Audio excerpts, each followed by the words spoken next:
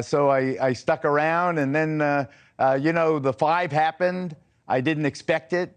I had already basically moved to Cleveland, from New York.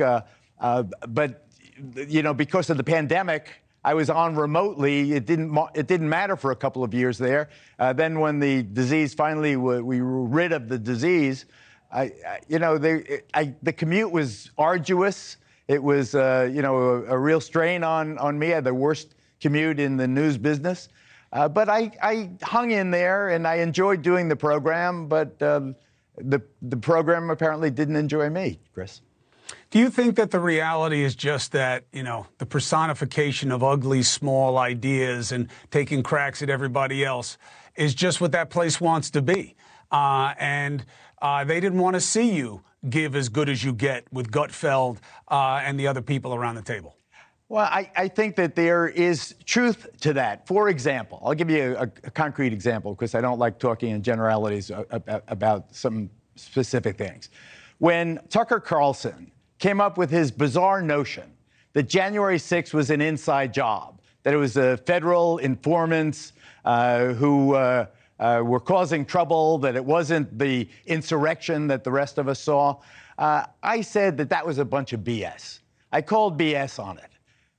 I got a call as soon as that was published in the Washington Post from Fox executives who said, "You're suspended. You're not supposed to speak to the press unless you clear it with us," which, of course, is, catch-22 because they never clear it.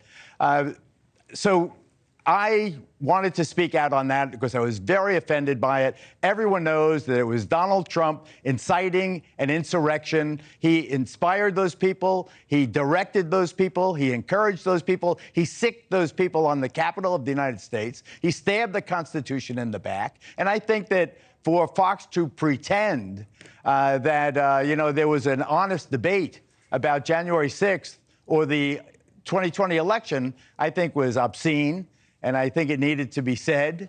And to your point, saying it time and time again was counterintuitive, or I guess against the direction that they were headed. But I was not going to go there. I think that what happened with Donald Trump disqualifies him from ever holding the presidency. I think Chris Christie, among others, would be a terrific president of the United States. I think that Donald Trump, by doing what he did, by not only denying the election, but then inspiring and unleashing that insurrection, and then encouraging this division in the country, has disqualified himself. And if I have any air left to make my point clear, it will be to that effect, that Donald Trump does not deserve, should not be ever again considered for the presidency of the United States.